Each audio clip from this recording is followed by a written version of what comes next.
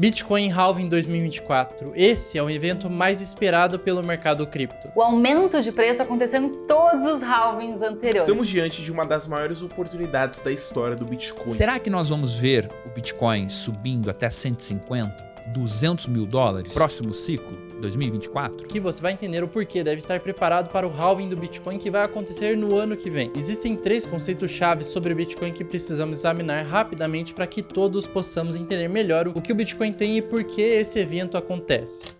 Para que possamos estar preparados para o próximo halving que vai acontecer no início de 2024, o primeiro conceito que você precisa saber é sobre a blockchain. O Bitcoin, diferente de outras moedas digitais de jogos online ou que tenham sido criadas até então, tem algo totalmente diferente rodando ao seu favor: o sistema da blockchain. Então não vamos complicar muito as coisas aqui, mas você pode pensar no Bitcoin como uma planilha digital que registra as transações que usam a moeda. Não é uma moeda física, são apenas dados em um banco de dados. E depois que um certo número de transações é feito, uma nova planilha é criada linkada à anterior, e isso é repetido várias e várias vezes a cada 10 minutos. E ao invés de usar nomes reais, os usuários são reconhecidos por meio do que chamamos de endereços de carteira, ou wallet addresses, que basicamente são uma sequência aleatória de números e letras. Tudo isso meio que é mantido utilizando criptografia, computação de códigos e os mineradores, que estão rodando todo esse sistema. E é exatamente dessa rede que a palavra criptomoeda vem. Os bancos tradicionais trabalham de uma maneira muito similar, registrando as transações feitas através de uma conta bancária todos os dias usando o seu próprio sistema, verificando se as transações feitas são de fato legítimas. Em outras palavras, o sistema do banco garante que uma pessoa com apenas R$100 na sua conta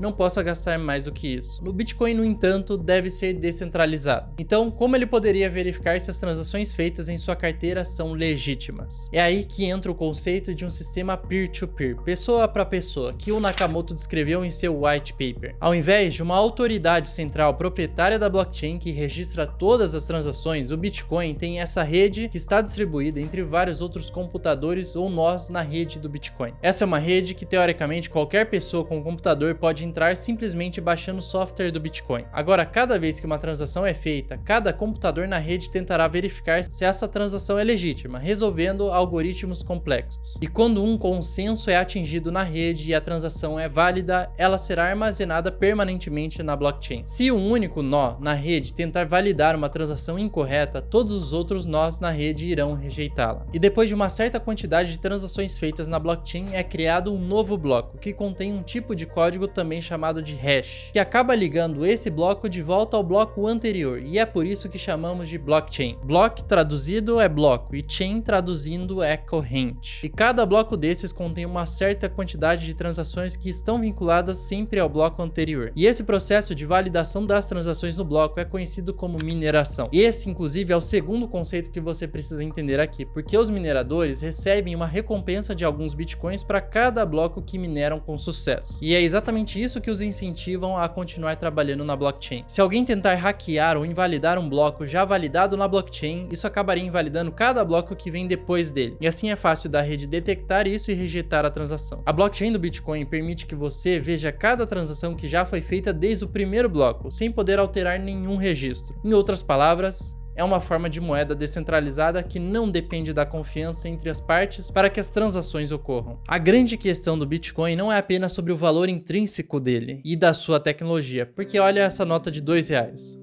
O que é que dá valor para ela? Tire alguns segundos e pense sobre isso por um momento. Na verdade, a pergunta é: o que dá valor para qualquer moeda? O real em si não tem nenhum valor intrínseco, ele é apenas um pedaço de papel ou um número na tela. O que torna o real valioso é o fato de que o governo decretou que ele tem algum valor, e nós concordamos que sim. Nós confiamos que nossos reais ou dólares podem ser usados para comprar bens ou serviços, porque quem recebe o nosso dinheiro também confia no seu valor. Ou seja, o valor de uma moeda vem da confiança das pessoas na moeda e da estabilidade do estado que está apoiando e emitindo essa moeda. Países mais confiáveis têm moedas mais valiosas. E a diferença aqui é que, embora a moeda fiduciária dependa da estabilidade de um governo, o Bitcoin, usando sua tecnologia blockchain, depende de um código de um computador. E para uma moeda ser valiosa, é importante que a rede de pessoas que o usam confiem nele. O Bitcoin tem jogado esse jogo psicológico de confiança e reputação desde o seu nascimento. Sempre foi um cabo de guerra entre boa reputação e má reputação. E assim depois vem a adoção geral dele por outras pessoas. Se houver demanda, então você terá valor. O Bitcoin claramente gerou essa demanda.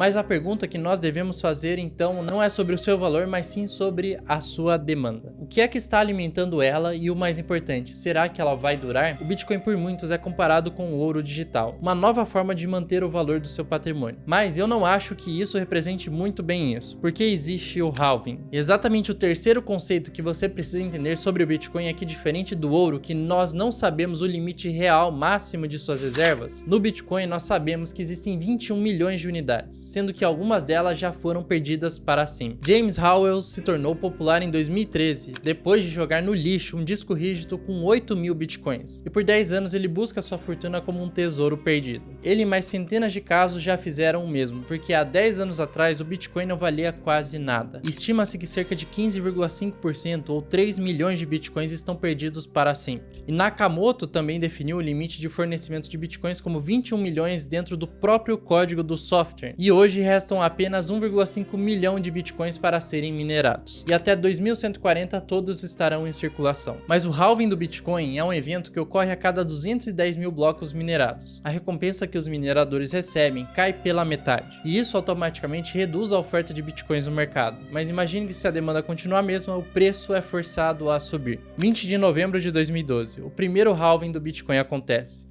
reduzindo a oferta dos mineradores de 50 moedas para 25 moedas. Nessa data o Bitcoin valia apenas 12 dólares, e um ano depois estava valendo 1.032 dólares, uma alta de 8.500%. Julho de 2016, o segundo halving acontece. O Bitcoin tem uma nova alta histórica, subindo em 12 meses cerca de 281%. Mas vale dizer também que nesse mesmo período o índice do S&P 500 também esteve em alta, que coincidentemente iniciou em julho de 2016, após 16 meses sem apresentar ganhos. 2020, o último halving acontece. Novamente, um ano depois, o Bitcoin bate recorde histórico no seu preço. E no mesmo período, o mercado de ações também bateu um recorde de alta. Será que essa alta do Bitcoin estaria relacionada com a redução na recompensa dos mineradores para a metade, assim reduzindo a quantidade de Bitcoins disponíveis no mercado, e com a demanda crescendo, o preço do Bitcoin obviamente subiu? Ou será que isso está mais relacionado com a macroeconomia? Bom, seja o que for, de 4 em 4 anos seguimos um padrão. E a estimativa é de que a próxima data de halving seja em 18 de maio de 2024. Atingindo o bloco de número 840.000, a rede irá automaticamente reduzir a emissão de novas moedas de 6,25 bitcoins para 3,125 bitcoins por bloco minerado. Então a grande questão é, será que o halving ainda vai ter todo esse poder, ou nós temos que olhar mais para a economia? Como nós devemos se preparar agora? Bom, para o Bitcoin ter grandes valorizações, ele precisa de uma adoção em massa, uma grande quantidade de capital entrando no mercado. E por isso, para entrar muito dinheiro é preciso ter confiança, e esse não é um jogo fácil. Em 2021, o Bitcoin atingiu o preço de 65 mil dólares. Como poderia uma moeda digital com uma tecnologia brilhante realmente valer mais do que 360 mil reais? Bom, o preço é uma questão de demanda, então como que a demanda chegou a esse ponto? No início de 2009, depois de lançar o seu famoso white paper, Nakamoto minerou o primeiro bloco, e esse ficou conhecido como Gênesis, iniciando assim uma série de eventos que mudariam o seu futuro para sempre. Os primeiros a adotarem o Bitcoin foram aqueles do movimento Cyberpunk, e outros que mineraram o Bitcoin apenas como um hobby. Até 2010, o Bitcoin não valia praticamente nada, até que logo algo mudaria completamente. Naquele ano, durante o mês de maio, um homem chamado Laszlo Henieks criou uma postagem em um fórum de discussão sobre Bitcoin, e ele ofereceu pagar 10.000 Bitcoins por 2 pizzas grandes. 2 dias depois, Laszlo relatou que havia negociado com sucesso seu Bitcoin por 25 dólares em pizza. Essa ficou conhecida como a primeira transação registrada em que o Bitcoin foi usado para comprar um item real. E assim, a moeda digital teve o seu primeiro grande passo para se tornar reconhecido como tendo algum valor. Então, assim, o dia 22 de maio foi oficialmente